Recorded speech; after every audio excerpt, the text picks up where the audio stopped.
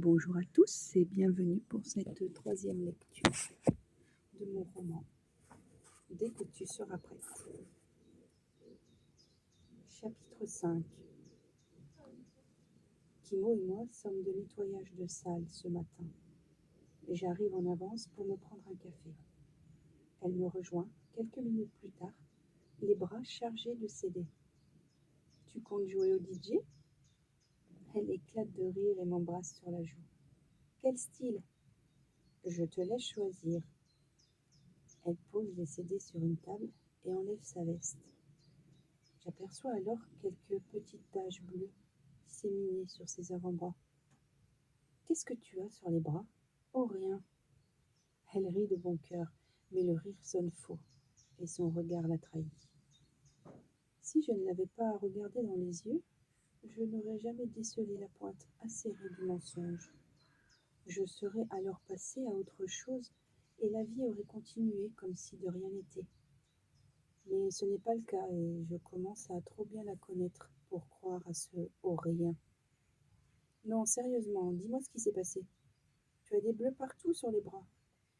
C'est vrai, ce sont des bleus, bien vu l'aveugle. Partout, partout, faut pas exagérer, hein.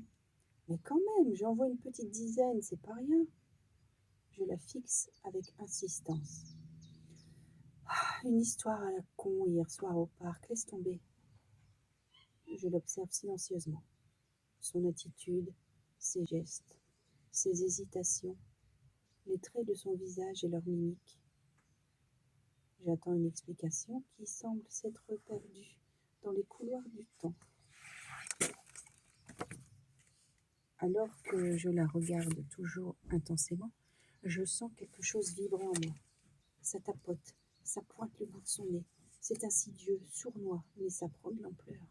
C'est plus fort que moi. Je n'ai jamais supporté le mensonge.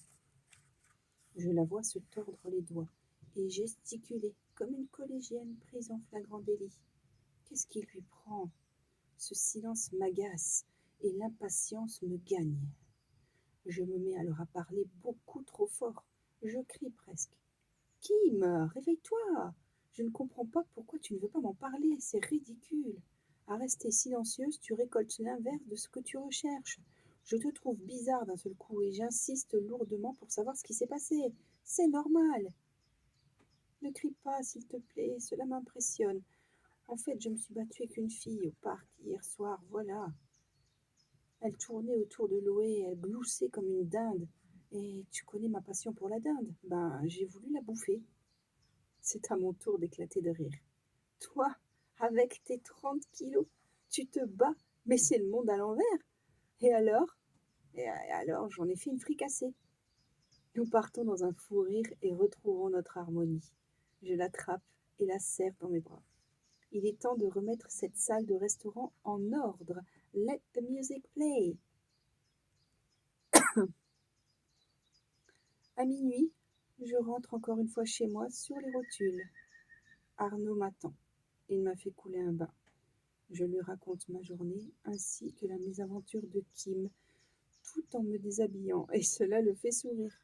Je ne sais pas si c'est l'histoire que je lui raconte ou mon effeuillement qui le fait sourire, mais peu importe. Je me laisse glisser voluptueusement dans l'eau chaude et parfumée de ma baignoire.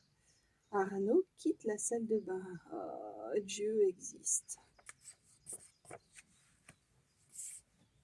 Chapitre 6. Je ne suis pas le serpent, mais le père du serpent. Stephen King.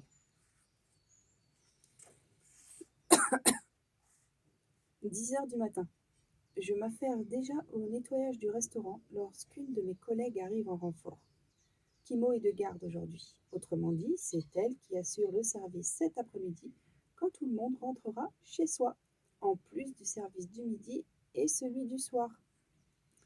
Journée éreintante en perspective pour elle, mais je resterai là pour la soutenir. Je me blottirai discrètement dans un coin avec une tasse de thé et un livre, et je lui enverrai télépathiquement les bonnes ondes. Alors que le service du midi est terminé et que tout le monde rentre chez soi, je passe prendre mes affaires au vestiaire et je vais m'installer finalement en terrasse afin de profiter d'un soleil resplendissant. Kimo me fait la surprise de déposer face à moi sur la table une crêpe au chocolat et un thé à la menthe. Elle me laisse à ma dégustation et s'en va nettoyer la salle en chantonnant.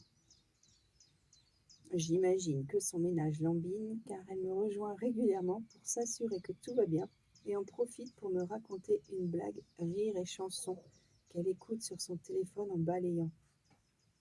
Je pense surtout que tout est prétexte pour venir me voir et faire une pause, la crêpe étant avalée depuis presque 1 heure.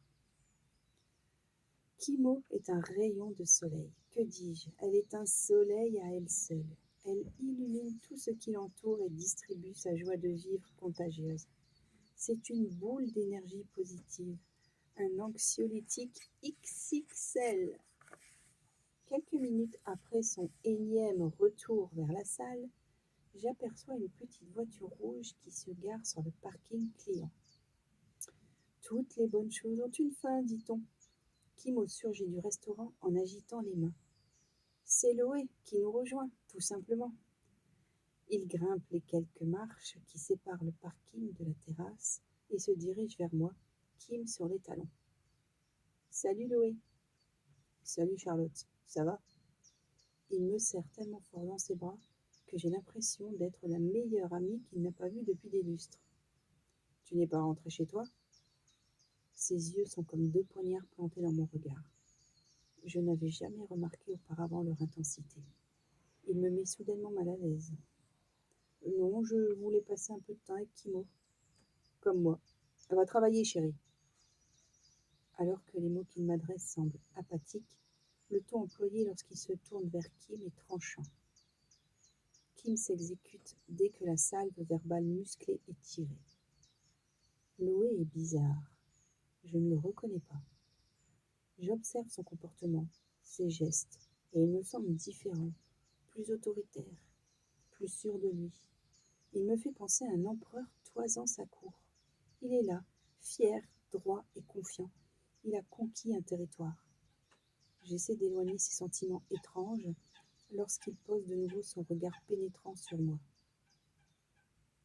Il sort alors de sa rêverie et se ressaisit. Il tire une chaise et s'installe lourdement. Je peux m'asseoir? C'est déjà fait, mais j'acquiesce. Kim lui apporte une boisson et retourne travailler sans même recevoir un merci en retour. J'interroge intérieurement ma conscience. Loé ne me semble pas très enclin à discuter, mais j'aimerais en savoir un peu plus sur l'altercation dans le parc l'autre soir. Arnaud me dit de ne pas m'inquiéter. Je sais pertinemment qu'il a raison. Même Kim est suspicieuse envers moi depuis quelque temps.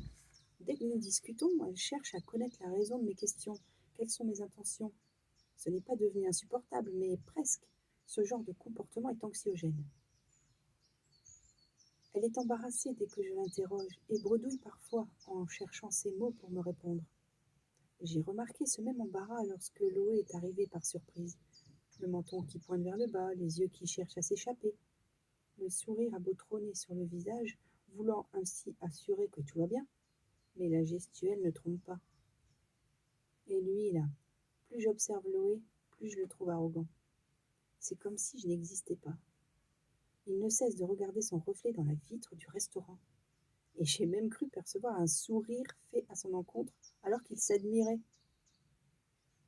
Cela fait 6 mois maintenant que je passe plus de temps avec Kimo qu'avec Arnaud, et je ne pense pas qu'elle soit violente. Je sais bien que l'on peut perdre le contrôle de ses émotions face à l'adversité, que personne n'est à l'abri d'une altercation qui dégénère, mais non, pas Kimo. Je trouvais justement récemment qu'elle était capable d'encaisser nettement plus que la moyenne face aux injures.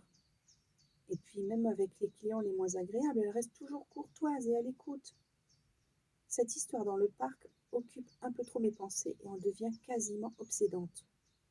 Je vais engager la conversation, car une atmosphère pesante s'installe. Alors, quelle nouvelle depuis? Rien de spécial. Pas loquace le bougre, hein. Tu travailles en ce moment? Non. Ça se passe bien ici pour toi? Sa façon de me regarder ne me rassure guère. Je ne sais pas pourquoi il agit ainsi, mais il n'est pas le Loé avenant et blagueur de la dernière fois. Je ne le reconnais pas. Les traits de son visage se meuvent à la détente, de la détente à la crispation en quelques secondes. Pardon. Il sourit à son reflet et, dans l'instant suivant, tourne vers vous un visage figé et glacial. C'est ingérable pour moi. Tout va bien, merci. Pas trop dur le boulot? Oh, ben, aucun boulot n'est facile, tu sais. Enfin non, tu ne sais pas puisque tu ne travailles pas. D'après Kim, tu aurais même cessé toute vie sociale depuis plusieurs mois. Personne n'embête Kimo? Nous y voilà. Je comprends mieux. Il n'est pas ici pour voir sa femme.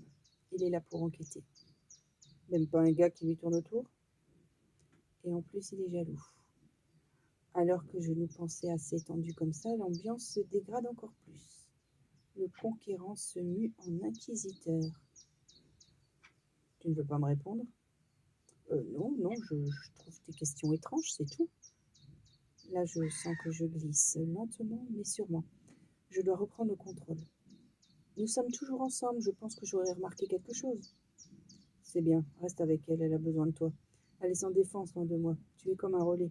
Il faut rester attentif et bien surveiller. Tu me le dirais si quelqu'un venait à l'ennuyer.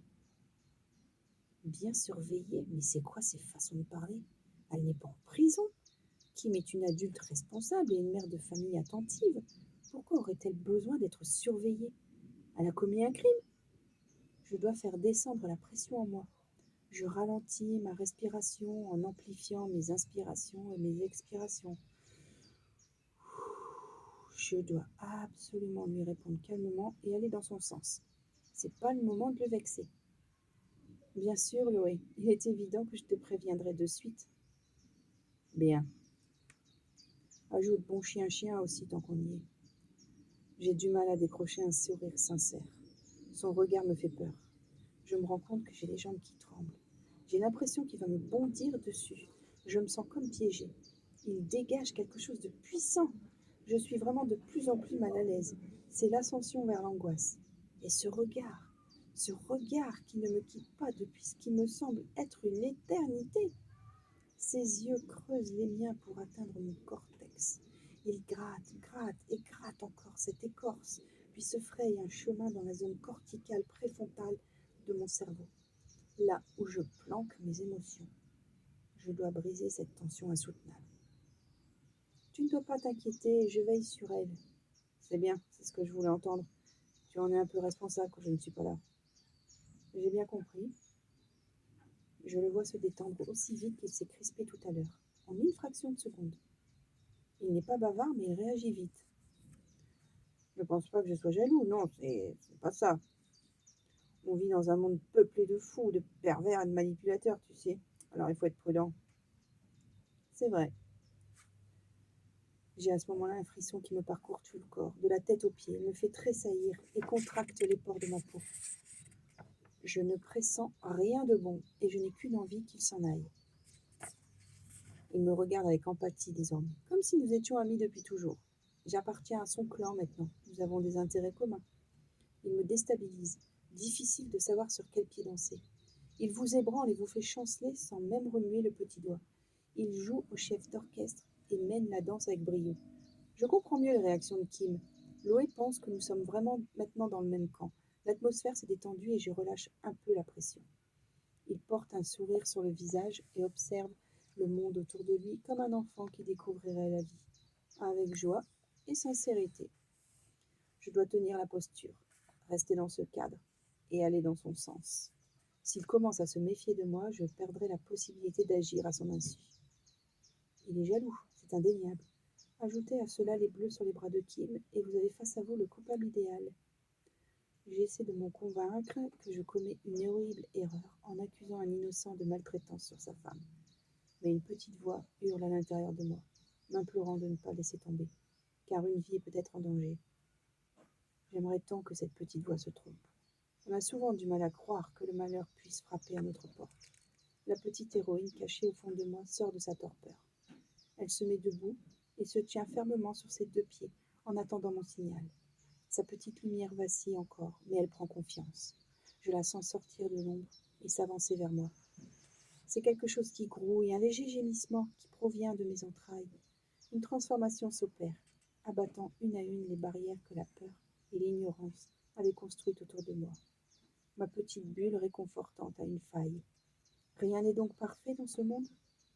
Malgré la force et l'espoir qui m'ont toujours habité, l'angoisse insidieuse, tapie quelque part dans mon esprit, commence à germer. La crainte de découvrir ce que je ne veux pas voir me donne soudainement la nausée. Merci de ton soutien, cela m'apaise. Serais-je devenue convaincante dans le mensonge?